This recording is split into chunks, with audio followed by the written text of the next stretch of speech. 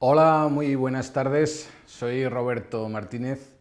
Os doy la bienvenida al webinar sobre conciliación, una nueva herramienta en la dirección de personas. Buenas tardes o buenos días si hay alguno al otro lado del Atlántico. Y bueno, pues de cualquiera de las maneras es un auténtico placer el dirigirme a todos vosotros. Como os decía, mi nombre es Roberto Martínez, tengo el placer de dirigir la iniciativa EFR, Empresa Familiarmente Responsable, una iniciativa que se focaliza en los temas de conciliación de la vida laboral y familiar.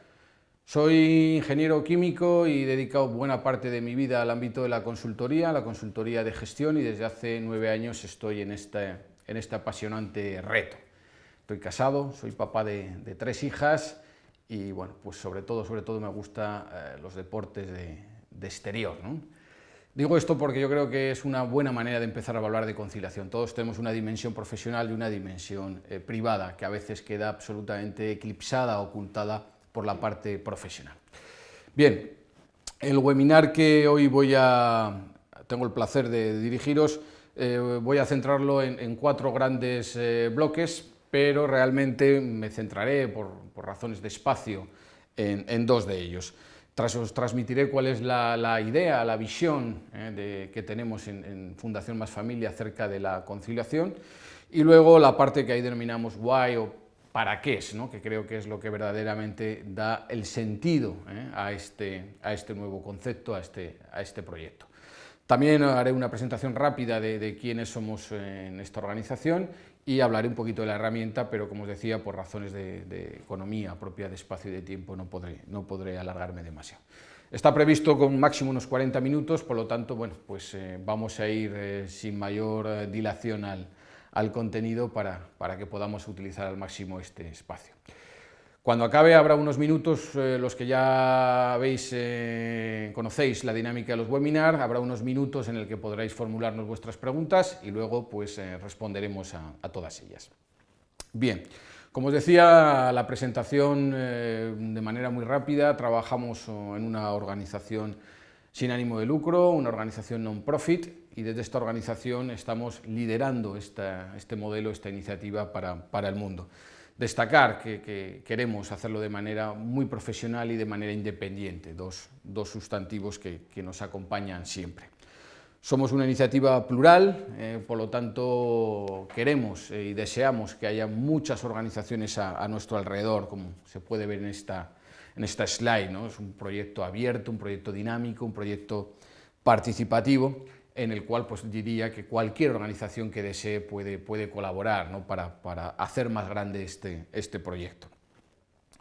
Lo que da nombre y lo que da prestigio al proyecto no es tanto la idea en sí, no es tanto el concepto. Yo creo que tenemos que dejar de vivir en el mundo de las ideas y pasar a vivir en el mundo de las realidades. Yo concibo el liderazgo actual como cada vez más pegado al terreno, ¿no? Más que al mundo de las ideas. Y bueno, pues lo que nos hace más o menos grandes son estas 460 entidades ya que de una u otra manera han apostado por nuestro proyecto. Como podéis ver, son entidades de muchos sectores, que están en más de 20 países y son las que se encuentran en estos momentos con la certificación EFR. Posteriormente podremos abundar un poquito más en qué consiste esta certificación. Sí, aprovecho para trasladar ya una de las primeras ideas. Para nosotros la conciliación es algo bastante más profundo. No es una cuestión de salir a las 5 o salir a las 6 y entonces el que sale a las 5 concilia y el que no sale deja de conciliar. Creemos que es algo mucho más relacionado con la forma de entender la empresa y en particular con la forma de entender la dirección de personas. Y por lo tanto creemos que hay muchísimo más margen que una cuestión meramente de horarios, que por supuesto influye. Bien, para continuar con la presentación, quisiera dedicar los próximos minutos a la parte conceptual. ¿Qué es para nosotros la conciliación? Bueno, lo que hicimos durante todos estos años es ver, ¿no? qué se hace en otros países del mundo, y bueno, aprendimos que para que haya una verdadera conciliación se tienen que dar 3 planos simultáneamente. El plano de lo público serían las políticas públicas, lo que hacen nuestros gobernantes. el plano intermedio, el plano meso, que sería lo que hacen las empresas, y por último el plano micro, lo que concierne a los ciudadanos, ¿no?, dentro de sus decisiones más o menos diarias. Los países en los que son referentes en esta materia, esos tres niveles funcionan, yo diría que bien y de manera simultánea.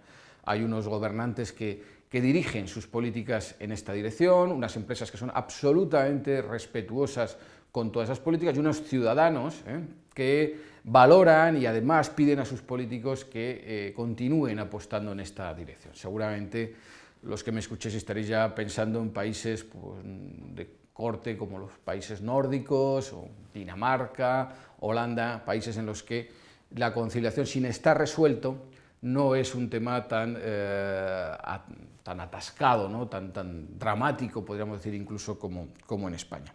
Sucede que en España podríamos decir que, y en otros países también del entorno latinoamericano, que no funciona bien ninguno de estos tres planos, con lo cual, pues en vez de entrar en un círculo virtuoso, entramos en un círculo vicioso, absolutamente complejo y de difícil solución.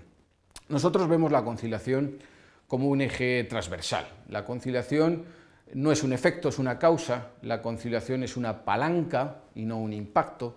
La conciliación es un cómo y no un qué. Es algo transversal, como podéis ver en esta slide que os presentamos, y es, en definitiva, una herramienta de gestión, una herramienta de management que posibilita multitud de efectos. Esos efectos, a su vez, los podemos agrupar en dos grandes bloques.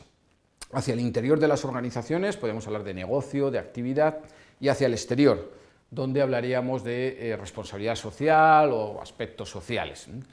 La verdad es que en esta primera slide, como podéis apreciar, y por razones meramente pedagógicos, es una infografía en la que solo hay 10 barras, pero nosotros tenemos identificados ya 45 elementos de cruce o de impacto distintos. Como podéis ver, son muy numerosos todos esos elementos de cruces, por lo tanto, aquí viene una de nuestras primeras ideas. La conciliación es una herramienta muy poderosa, también lo son otras, ¿no?, por ejemplo la formación, pero la conciliación nos permite generar multitud de impactos, nos permite mejorar, si hablamos en el plano interno, nos permite mejorar nuestra reputación, nuestro compromiso, la satisfacción de nuestros empleados, permite mejorar nuestro mix de compensación, permite generar un estilo de liderazgo más respetuoso, y hacia el exterior pues permite mejorar el entorno familiar, la infancia, la igualdad entre mujeres y hombres, la diversidad, el mundo de la discapacidad, incluso elementos aparentemente alejados o poco conectados como puede ser la movilidad o la ecología. Estamos ante una herramienta novedosa, potente en su propia definición, y que permite a las organizaciones que lo utilizan pues encontrar un nuevo espacio, un nuevo recorrido en el que continuar avanzando muchos años. El problema es que son pocas las organizaciones que hoy en día conciben la conciliación como yo estoy contando en este momento. La conciben como un elemento meramente, como decíamos al inicio, de salir a las 6 o salir a las 5 o de jornada intensiva, y ahí es donde el recorrido se ve claramente cercenado. Nosotros conocemos muchas organizaciones en las que no se sale a las 6 y la percepción de conciliación es muy buena entre sus colaboradores, y al revés, organizaciones en las que la gente sale muy pronto. Podríamos pensar en la función pública, en el que se sale a las 3 en nuestro país, y la expectativa o la manera en la que sus propios empleados hablan de su organización es una forma bastante peyorativa o negativa. Por lo tanto, para nosotros la conciliación tiene que ver más con una manera de concebir y con una manera de liderar y de dirigir personas, que es un elemento nuclear en mi exposición. Bien, el otro elemento en el que yo me voy a detener más en este webinar es en los para qués. ¿Para qué? En definitiva, es quizás de todas las preguntas que nos podemos formular la más importante. Los para qués es lo que mueve el mundo, ¿no? ¿Por qué tenemos que dejar de actuar de una manera y pasar a actuar de esta otra manera? Bien, hay tres grandes drivers o tres grandes elementos. Uno tiene que ver con la parte más social del país donde vivimos, otros tienen que ver con la parte más corporativa, empresarial, y otro tiene que ver con la parte más personal. Los tres argumentos son simultáneos, es decir, no hay que elegir uno frente al otro, y eso es lo que hace que la conciliación tenga pues una potencia distinta a la que pueden tener otras herramientas. Yo me referiré muy brevemente a dos de ellos y trataré de profundizar un poquito más en la parte más corporativa, no porque sea la más importante, de hecho a nosotros nos importan fundamentalmente las personas, pero realmente la llave de nuestro proyecto está en las organizaciones, están en los directores y directoras de recursos humanos, de responsabilidad social, en los presidentes, en los CEO, y son a los que hay que convencer para que abran la puerta de la conciliación en sus organizaciones. Por tanto, hablaré con un poquito más de profusión de esta parte más corporativa o más de empresa. Bien, comenzando por la parte social, y ahora sí haciendo una clara alusión al caso español, la realidad es que no va bien. España, en materia de conciliación, pues se situaría prácticamente a la cola de los países del primer mundo, los países de la OCDE o los países avanzados. Es verdad que hay otros países en el mundo que tienen otros problemas mucho más graves, es verdad, y no lo vamos a negar. Seguramente nadie nos cambiaríamos en esos momentos por una persona que viva en Camboya o en Nigeria o en Sierra Leona. Pero dentro de lo que es el primer mundo, que es nuestro entorno competitivo, yo creo que en España se dan unas condiciones peor que en la media. Seguramente junto con italianos y portugueses, ¿no?, que estamos en ese furgón de cola, ¿no? Son multitud los indicadores que me hacen llegar a esta conclusión que yo os adelanto, ¿no? Por razones de tiempo no puedo entrar en ese detalle, pero sí que aludiré a dos de ellos. Uno es el envejecimiento. España es un caso estudio en el contexto mundial como un país envejecido, ¿no?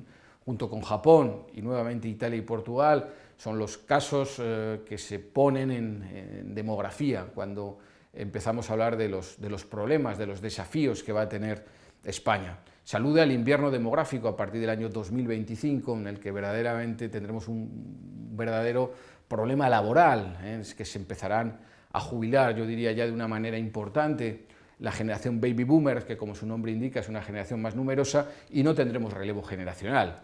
Como podéis ver, pues de una manera yo diría muy gráfica en esa pirámide, que es de todo menos una pirámide poblacional, el grueso de la población hacia el 2050 se va a situar en las capas de edad más avanzada.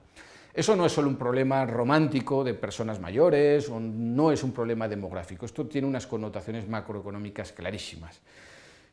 Sostenibilidad del sistema público de pensiones tal y como lo conocemos ahora, los costes de la dependencia, cómo vamos a poder sufragar los costes para mantener a todas esas personas de avanzada edad, muchos de ellos, por razones meramente biológicas, serán dependientes, problemas a la hora de atraer inversiones en un país tan envejecido, problemas de corte muy distinto que hacen que yo diría que sea el principal desafío, no futuro, sino ya presente de España y del conjunto de la Unión Europea, como así está reconocido.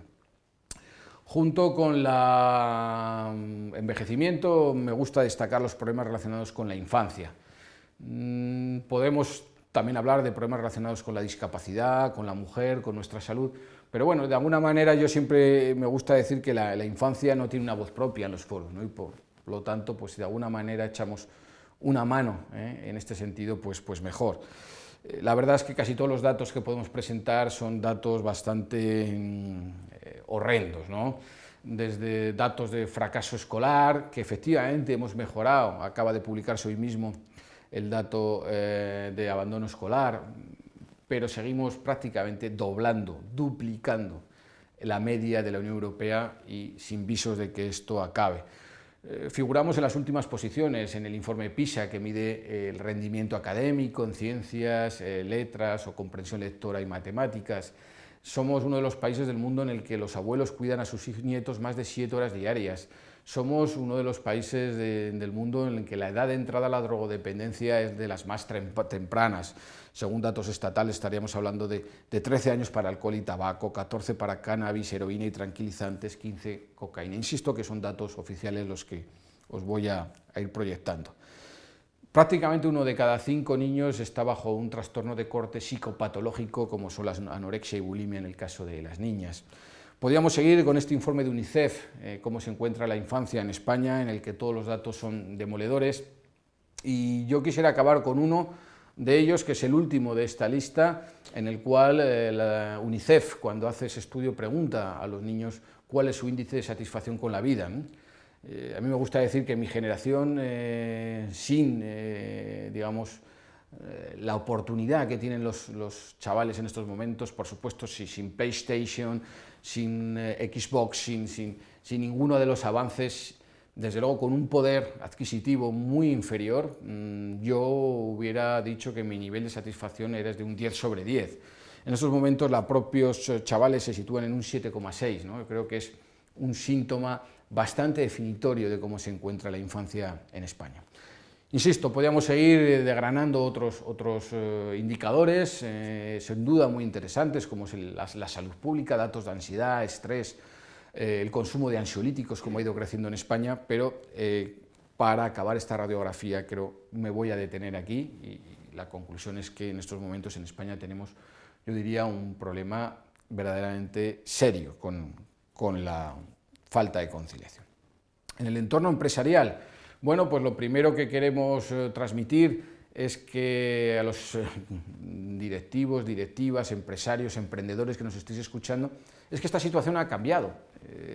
Venimos con un entorno desde la revolución industrial, un entorno post-industrial que tenía unas características determinadas y estamos en un escenario que quizá no tenemos consenso de cómo llamarle, si sociedad del conocimiento, si entorno tecnológico, pero estamos en un mundo laboral absolutamente distinto, ¿no? Quizás las personas de edad media, como puede ser mi caso, nos cueste más reconocerlo, pero la gente más joven que se incorpora a este entorno laboral viene con unas ideas distintas. Este entorno laboral es un entorno laboral global, en el que cualquier persona, independientemente de dónde nazca, puede encontrar una posición en la otra punta del mundo. La orientación es a la persona y al talento, ya no estamos orientados a la presencia, ya no nos valen discursos de es que yo llevo aquí 10 horas esforzándome, si no hay resultados, lamentablemente para todos nosotros nos sirve. Estamos deslocalizados del espacio-tiempo. El trabajo ya no es lo que se produce en una ventana de tiempo entre las 9 y las 6 en una determinada coordenadas geográficas. Trabajo es ahora algo mucho más difuso. El tiempo de trabajo es independiente de la productividad. Hay días que con 1 hora puedes conseguir grandes resultados y otros días que con 10 horas no.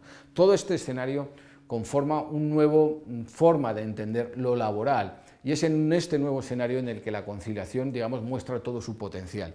Y lo muestra a través de 5 grandes elementos que tenéis ahí. Utilizo el acrónimo RED para recordarlo y para que de alguna manera sea más fácil, ¿no? el rememorar, ¿no? estos 5 grandes elementos. Yo quiero decir una cosa, estos 5 elementos son tendencias mundiales. Yo creo que en la vida uno puede dudar, pero cuando algo se convierte en una tendencia mundial, en Toronto, en Canadá, en Estados Unidos, en Malasia, en Madrid, en Bogotá, en cualquier sitio del mundo, estos 5 elementos forman parte de la cultura de las empresas. Por lo tanto, nadie puede negarlos, nadie puede decir que a mí no me interesa, incluso en las pequeñas organizaciones. Estos son los 5 grandes elementos en los que la conciliación aporta valor y, por lo tanto, si estos 5 elementos son necesarios para una empresa y la conciliación aporta valor, creo que estamos ante una herramienta que merece la pena, por lo menos, ser escuchada. El primero de ellos, que comienza con R, es reputación, es una corriente que obviamente está aquí para quedarse. Hace unos años denominábamos a las empresas con buena o peor imagen. Hoy en día el concepto de reputación es una ciencia ya, es una parte del management, sabemos medirla, sabemos identificarla, sabemos gestionarla y sabemos que esa reputación se compone de una serie de variables. Concretamente, el Instituto Merco, que es el monitor español empresarial de reputación corporativa, a mi entender uno de los más prestigiosos a nivel mundial, dice que la reputación se compone de 15 variables. De esas 15 variables, una de ellas es la conciliación, que tiene un peso entre el tercer y el quinto puesto entre las 15. Por lo tanto, estaremos ante una conexión, ante una relación causa-efecto bastante importante. Otra de las variables es la responsabilidad, también con R. Yo diría que no hay organización en estos momentos que no quiera aparecerse frente al mundo como una organización socialmente responsable. No hay ninguna, incluso mi fundación, que es una fundación pequeña, quiere hacerlo de esta manera. Podemos también utilizar muchos argumentos para entender o explicar la conexión entre conciliación y responsabilidad social. En este caso, y si me lo permitís, voy, como dicen precisamente en Latinoamérica, voy a hacer corto el cuento para aludir quizás al elemento más importante en responsabilidad social, la norma ISO 26000, es la guía internacional que nos hemos dotado en estos momentos para gestionar la responsabilidad social, y como podéis ver en esta slide, la propia ISO 26000 incorpora a la conciliación como parte de las materias fundamentales. Por lo tanto, no hay duda de que la conciliación y la responsabilidad social están unidas. La tercera de las R's tiene que ver con el rewards, con la recompensa, con la manera que tenemos de pagar, de retribuir a nuestros colaboradores. Retribuir solo en salario fijo es algo absolutamente de modé, es algo que ya no forma parte de la cultura de este siglo. La manera que tiene una organización de retribuir a un empleado es mucho más rica. Podemos hablar de salario fijo, de variable, podemos hablar de bonus, de stock option, de beneficios, podemos hablar de multitud de herramientas, entre ellas el salario emocional es una que aparece y que va generando cada vez más valor. Insisto también, para ser eficientes, podíamos dar muchos argumentos, pero la prestigiosa asociación estadounidense Work at Work reconoce en su modelo Total Rewards que el Work-Life Balance es uno de los 5 elementos clave de un plan de compensación. Por lo tanto, creo que tampoco tenemos muchas dudas al respecto de la conexión entre conciliación y recompensa. La cuarta de los atributos es la E de engagement, compromiso. Quizás de entre todas ellas sea la más importante. Estamos en una cultura en estos momentos, tras la crisis, de falta de compromiso. La gente ha ido a su lugar de trabajo, incluso ha ido los que no solían ir, han ido los absentistas profesionales, pero de lo que adolece en la empresa hoy en día es de una falta de compromiso. Presentaros algunos datos como los que incorpora el estudio de The Economics, realizado justamente el año pasado. Cuando preguntan a los directores de recursos humanos qué es lo que usted cree que es más importante hoy para sus empleados, sin duda aparece la seguridad como el primero de los elementos. El segundo es la conciliación, el work-life balance en inglés. Luego no deberíamos quejarnos, estamos en un segundo lugar, pero este mismo estudio es curioso cuando hace la misma pregunta, pero poniendo el foco en el 2020. 2020 es un año insignia, es una manera de decirle a los que responden la encuesta, cuando haya pasado la crisis, ¿cómo cree que serán sus organizaciones? Los datos en ese sentido son demoledores. Solamente, bueno, pues creo que no hace falta prácticamente ni comentar. El Work-Life Balance se sitúa en el primero de los elementos, el segundo es flexibilidad, que formaría parte del modelo FR tal y como lo concebimos nosotros. Es decir, en estos momentos estamos ante un mundo laboral post-crisis que trata de reaccionar y trata de salir de ese difícil momento que hemos vivido todos con determinadas medidas de flexibilidad, pero en un corto espacio de tiempo vemos otro escenario, un escenario en el que los millennials o la gente más joven va a estar dominando de muchas ya posiciones, en el que la empresa que no sea flexible y que no esté adaptada a las nuevas tecnologías, pues lo va a tener mucho más difícil para sobrevivir. Y el último de los elementos es el que comienza por D, para terminar el acrónimo RED, y estaremos hablando de diversidad. Esto es otro, digamos, gran salto cualitativo de las políticas de personas. Hasta ahora Recursos Humanos ha puesto su foco en el colectivo y hemos hecho planes colectivos, hemos hecho convenios colectivos, hemos tratado de reconocer a la fuerza laboral como si de un todo se tratara. Creo que eso, sinceramente, tiene los días contados. Todos queremos ser tratados como personas y las personas somos diferentes, aunque seamos varones y de una misma edad. Uno le gusta hacer deporte, a otro le gusta tocar el violín, a otro le gusta ir al teatro y a otro le gusta viajar. Y es en esa diferencia donde la conciliación se hace grande, donde puede aportar un verdadero valor diferenciador.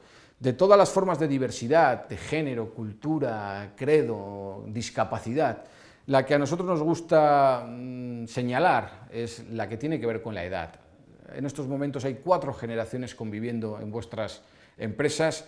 La última generación en incorporarse, la denominada generación Y o los millennials, es una generación que viene con un ADN laboral absolutamente distinto. Es una generación que no está dispuesta a entregar su vida en su organización y que, bueno, pues numerosos estudios como este que os muestro de PricewaterhouseCoopers muestra la importancia creciente que esta nueva fuerza laboral está dando a la conciliación. Y el último de los elementos tendría que ver con la persona. ¿Y por qué la conciliación es buena para la persona? Bueno, yo arranqué de esta encuesta que encontré hace unos años, estamos hablando del CIS, Centro de Investigaciones Sociológicas, preguntan a los españoles qué nos hace feliz y nosotros decimos 1, la familia y 2, el trabajo. Mi proyecto es un proyecto para conciliar vida personal y trabajo, luego no puedo estar más de acuerdo. A raíz de ahí he investigado, he leído numerosos artículos, debo deciros que la felicidad, seguramente ya lo sabéis, como sucedía con la reputación, ya forma parte del management, ya está incluido en las agendas de grandes universidades norteamericanas, ya estamos parametrizándola, ya estamos generando métricas y hay una conclusión general, yo diría, a nivel mundial. Las personas más felices son personas multidimensionales, que tienen un propósito claro en su vida y que tienen vidas ricas, vidas plenas, ¿no? Que no se dedican solo a una dimensión. Por lo tanto, el fenómeno del workaholic, personas que han puesto toda su inversión en el trabajo, se está demostrando como un mal claro de cara a la obtención de felicidad. Trabajo, familia, pareja, hijos, amigos, deporte, salud, voluntariado, aficiones, hobbies. Es en esta multidimensionalidad donde el ser humano encuentra de manera mucho más fácil la felicidad. Y para poder tener esta multidimensionalidad, la conciliación es una causa, como decíamos al principio, es un elemento que permite llegar, es condición necesaria, aunque no suficiente, para alcanzar esa multidimensionalidad a la que hago referencia. Por tanto, y para acabar este apartado, que como os decía al principio, para mí es el más importante de los que he seleccionado en este webinar, la conciliación tiene efectos sobre la sociedad, sobre el país, en este caso hemos hablado de España, pero sería perfectamente trasladable a la Europa, por lo menos a la Europa mediterránea y a la práctica totalidad de Latinoamérica. Genera efectos sobre las compañías, las hace más competitivas a través de esos 5 aspectos que hemos visto, que hemos denominado red. Y por último, a la persona. Le permite tener una vida más plena, le permite alcanzar la famosa autorrealización, ¿no?, que mencionaba Maslow en sus postulados ya hace muchas décadas. Y por último, vengo a hablaros o a daros unas pinceladas más que hablaros de una herramienta. Todo esto podría quedar en un discurso más o menos pretencioso, más o menos bonito, si no fuéramos capaces de aterrizarlo, de llevarlo a la gestión, que es lo que es el lenguaje que las empresas hablan, las grandes, las pequeñas y las medianas. Para pasar de las musas al teatro, para pasar de ese discurso buenista a algo que se pueda gestionar, necesitábamos una herramienta de gestión. Y esa ha sido la aportación que la organización para la que yo trabajo hemos hecho en los últimos 10 años. Hemos creado un modelo de gestión ad hoc en el cual hemos cogido lo mejor queremos entender que hemos cogido lo mejor de los modelos ISO, hemos cogido parte de modelos de excelencia tipo FQM, de modelos de responsabilidad social para meterlo en una coctelera y elaborar un modelo de gestión que está basado en una certificación de tercera parte. La certificación para nosotros no es lo más importante, sabemos que es lo que da nombre a nuestro proyecto, se nos conoce como el certificado FR, la certificación, pero es la última fase del proceso. Nosotros lo que queremos es poner el énfasis en que esto que denominamos conciliación debe gestionarse. No se puede dejar al albur, al libre albedrío del último que pasa por ahí, sino que debe ser gestionado, como lo es la calidad, la protección del medio ambiente, la cuenta de resultados, las relaciones con los clientes, todo debe ser gestionado. Lo que sucede es que cuando alguien lo dice por primera vez, tiene una resistencia al cambio. Y yo ya he vivido varias resistencias al cambio en esta dirección. En los 90 o los finales, incluso en los años 80, con la cultura de la gestión de la calidad, posteriormente con el medio ambiente, con la prevención de riesgos laborales, con la responsabilidad social. Son nuevas dimensiones que se incorporan a las empresas y que inicialmente generan una resistencia al cambio. Nuestra herramienta de gestión, digamos que es fácil, facilita la entrada al club de las empresas certificadas y luego lo que hace es medir y de alguna manera ser exigente en la progresión. Está basado en una serie de postulados universales, como es el círculo Deming de la mejora continua, el cual pues, se aplica, yo diría, que a la mayor parte, si no a todos de los procesos de gestión. Y está basado en 6 grandes elementos, es decir, esto que os voy a contar ahora, que tenéis en la slide, sería los qués. Cuando alguien nos pregunta, FR es un modelo que se basa en la conciliación, pero puedes decirme algo más al respecto, os contaríamos estas 6 grandes líneas. Como veis, una de ellas está en vertical, para mí, sin lugar a dudas, es la más importante. Liderazgo y estilos de dirección. Es lo que diferencia a los buenos de los mediocres y de los malos. Es la más difícil, ¿no? Porque es ahí donde se muestra la resistencia al cambio en su más pura extensión. Además, creemos que conciliar tiene que ver con generar empleo de calidad. Empleo de calidad es un empleo más estable, es un empleo que trabaje la parte de beneficios, es un empleo que ponga el foco en la reducción del acoso, es un empleo que ponga el foco en la salud y el bienestar, en el well-being de sus organizaciones. El punto 2 es la flexibilidad temporal y espacial. Sí que es verdad que conciliar tiene que ver con el tema de horarios, pero no solo con el tema de horarios. Y con la parte espacial, lo que denominaríamos teletrabajo, trabajo en remoto. La familia, el apoyo a la familia de los empleados sería el tercero, el cuarto de los elementos si contamos a partir del liderazgo. Desarrollo personal y profesional. Nosotros creemos que FR debe poner el foco en la persona y en tratar de hacernos mejores personas, no solo mejores profesionales. Yo creo que eso ha hecho mucho daño a las políticas de recursos humanos, el hecho de no, a mí, mientras sea un buen trabajador, lo que haga a partir de las 7 me da igual. Entonces, si es un maltratador, si es una persona sin ningún tipo de fundamento ético, valores, ¿te da igual? Bueno, creo que es una verdadera atrocidad que fundamentalmente poco a poco vamos cambiando. Y la última de ellas es la igualdad de oportunidades o la diversidad, donde volvemos a poner el foco en que la conciliación se fija en lo que nos hace diferentes para a partir de ahí tratar de aportar valor. Y esa diferencia puede estar relacionada con el sexo, puede estar relacionada con la discapacidad, puede estar relacionada con el credo, con la religión. Muchas medidas de conciliación responden a una forma de entender la vida, a una cultura, y en otras culturas son bien distintas, ¿no? Hay medidas de conciliación en Colombia que no son extrapolables a España y viceversa, ¿no? Si yo hablo de una medida de conciliación relacionada con el pico y placa, seguramente si alguien me está escuchando desde Bogotá o Medellín entenderá perfectamente de qué estamos hablando y sin embargo pues en España no lo sabríamos.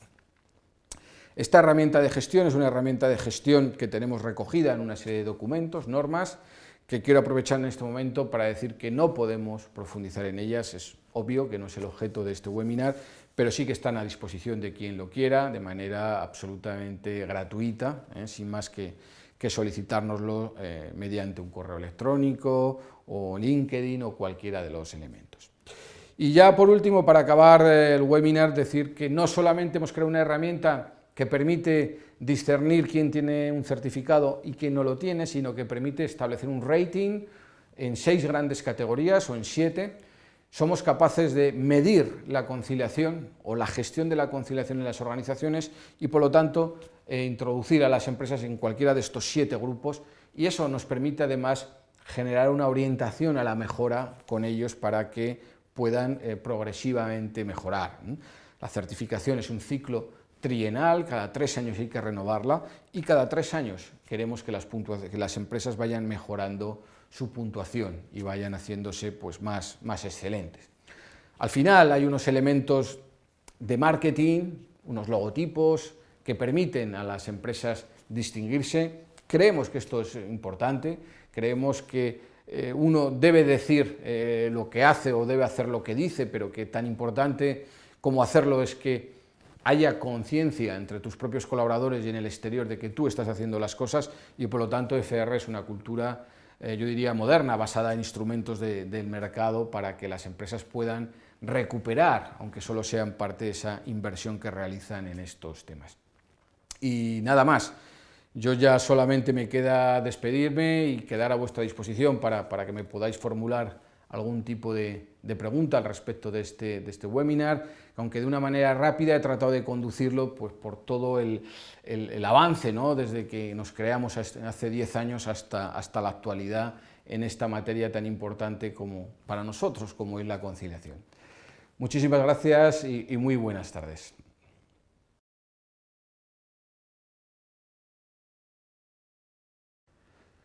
Hola de nuevo.